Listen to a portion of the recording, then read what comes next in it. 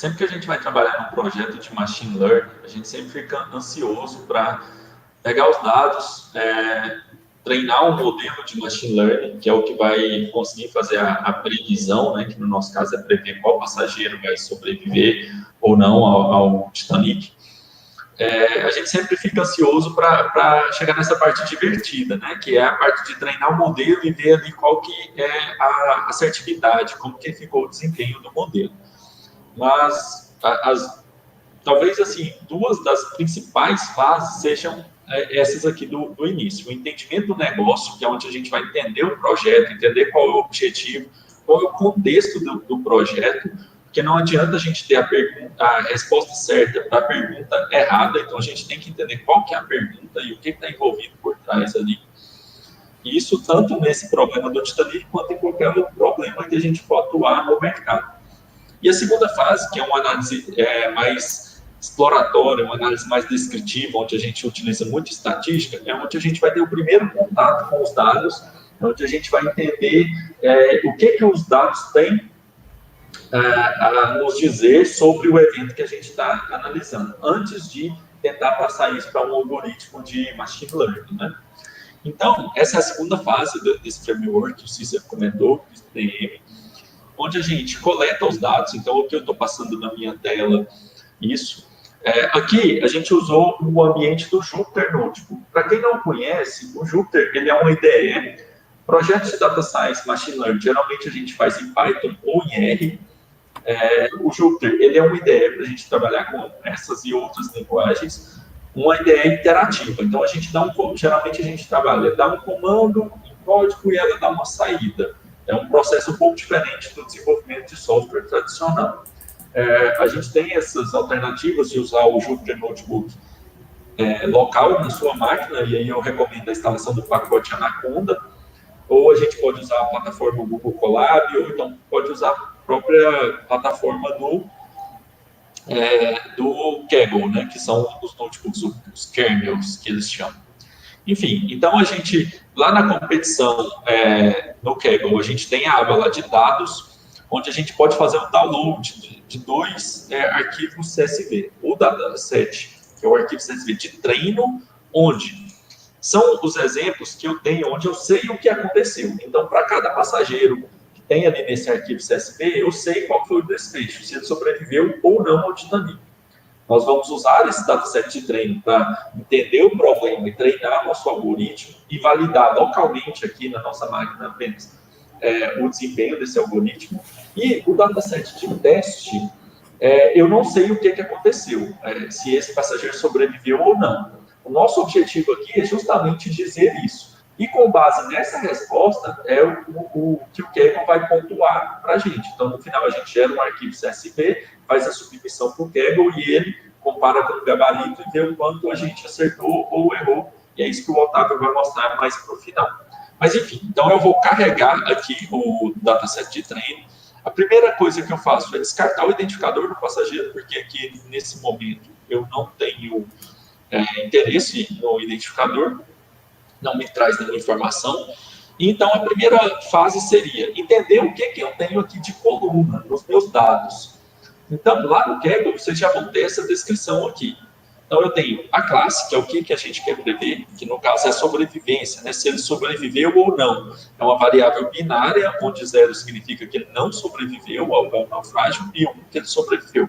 Nós temos a classe do navio, né? Se ele estava na primeira, segunda ou terceira classe, o sexo do passageiro, a idade, e aí nós temos uma variável aqui que traz o número de irmãos ou cônjuges a bordo do Titanic, o número de pais ou de filhos a bordo, o número do cartão de embarque, quanto ele pagou nesse cartão de embarque, o número da cabine e qual foi o porto que ele embarcou. E aí, isso aqui é uma das coisas importantes para a gente entender o negócio. O Titanic, ele pegou passageiros em 3 locais diferentes. Então, esse local, que é o porto de embarque, a gente tem aqui também. E a gente tem algumas descrições sobre o que significa aqui cada variável. Uma coisa que a gente pode observar aqui é que uma mesma variável, no caso part aqui, ela representa tanto o número de pais quanto o número de filhos, né, de crianças a bordo. E aí você pode pensar, mas uma mesma variável vai representar duas coisas? Faz parte. Aí o entendimento aqui dos dados vai permitir que a gente manipule isso para deixar de uma forma que fique mais fácil para o modelo de machine learning reconhecer o padrão. Nem sempre o dado vem limpinho. Isso é uma etapa. A gente preparar os dados é uma etapa do projeto. É importante a gente conhecer o tipo dos atributos com o qual nós estamos trabalhando. Então, nós temos atributos que são do tipo inteiro, nós temos atributos que são decimal, e nós temos atributos que são variáveis categóricas, né, que o Python traz aqui para a gente como object, que é a string. É importante a gente conhecer quantas instâncias, né, quantas linhas nosso dataset tem, quantos atributos. Aqui é uma amostra da cara aqui, de como que é o nosso dataset. Uma descrição estatística que a gente tem sobre esses dados. Então, com uma linha de comando aqui, uma função, né, um método que a gente chama no Python, a gente consegue ter um sumário bem interessante aqui, onde nesse sumário a gente tem mínimo, média, máximo, e desvio padrão, enfim, são conceitos bem, bem importantes. E aqui a gente já pode começar a notar algumas coisas, que, por exemplo, a gente teve um passageiro que pagou $512 aqui, ou euros, na passagem do Titanic, enquanto na média as pessoas pagaram 33. Um outro fator importante é a gente observar a quantidade de valores nulos, né? Então a gente pode ter uma informação ali não preenchida no nosso dataset, e percentualmente a gente vê que 20% da variável idade ela está em branco. E também a gente pode plotar alguns gráficos aqui bem facilmente com as bibliotecas de data science aqui do ambiente do Python para analisar essas variáveis.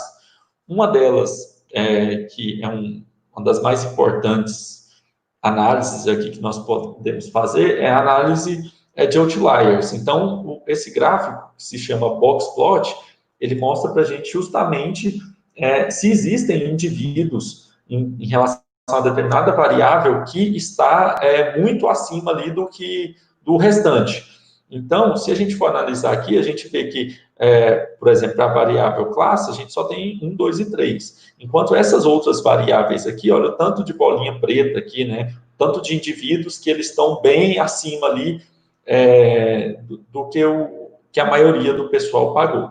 Para quem já estudou um pouquinho de estatística, isso aqui é uma análise lá dos percentis, né? Então, a gente tem o percentil 25, o percentil 50, que é a mediana, o percentil 75, e existe uma análise aqui interquartil, né, para verificar o espaçamento, aí, a distribuição desses dados.